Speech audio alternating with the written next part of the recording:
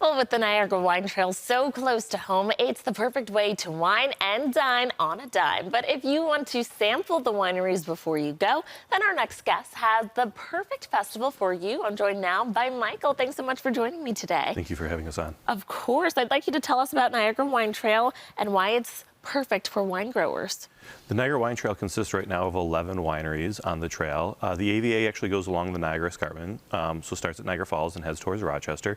And believe it or not, we have the same growing conditions as Burgundy, France. We have Lake Ontario that doesn't freeze, and we grow a lot of the same wines as Burgundy, France does. So Pinot, Chardonnays, Rieslings, and things like that. We also have sweet wine in the area that is a large Welch's growing area. Well, that is my favorite sweet wine. I like adult grape juice. So what are some of the wineries that are located on the trail? Augusta Sun is one of the really nice ones on. Bella Rose I represent. Viscara would be on the other side.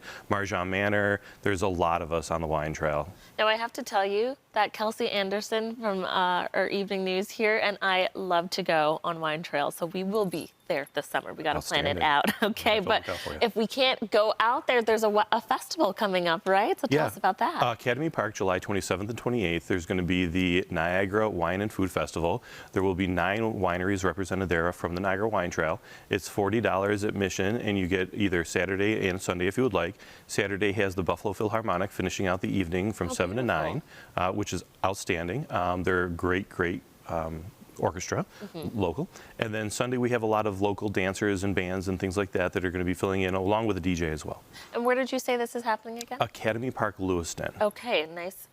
And you mentioned it, but it is not just the wine, there's also food too. Let's talk about some of the bites that people can eat. Yeah, there's a lot of food and actual other craft vendors as well, so it's a full-on festival. Nice.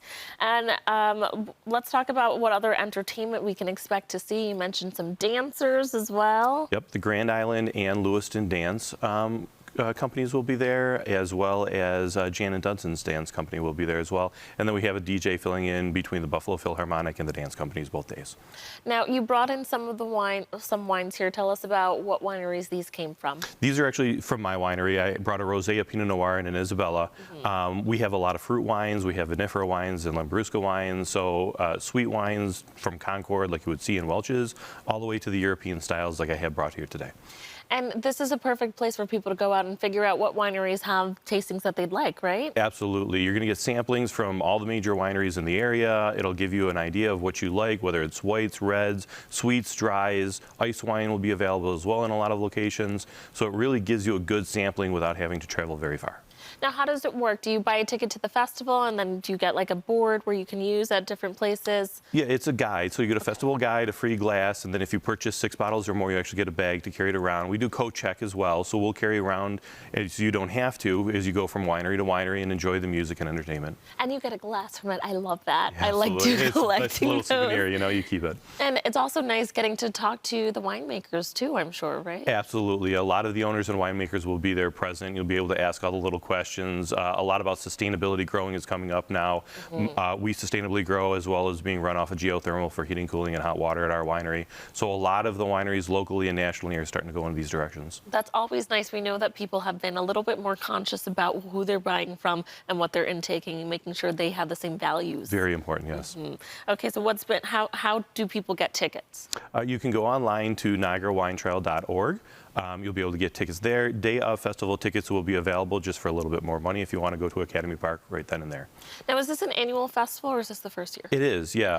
The wine trail itself has been around over 20 years and almost as long the wineries have been doing this festival. That is amazing. What's been your favorite part over the years? Definitely just seeing all the people. Like, it's great to have that interaction, kind of see what's on the top of mind. A lot of the customers from the wineries will come out, but a lot of people you don't see all the time will come to these festivals and really getting to connect, seeing what's popular, seeing what they like, what they enjoy. Wine is so unique from year to year that it really depends on the customer's flavor and taste. They might like one thing one year and they might absolutely love it the next year. In your expert opinion, what is the wine of the summer? Wine of the summer, rosé. You got to go rosé all day. So I mean, rosé all day. Nice and cold and I like it, drink. And it's pink. Yeah, absolutely. Alrighty, Michael, thank you so much for coming in and sharing more about this. Viewers, the Niagara Wine Trail Festival is happening on July 27th and 28th at the Academy Park in Lewiston. You can learn more about it by visiting niagarawinetrail.org. Thanks again, Mike. Thank you.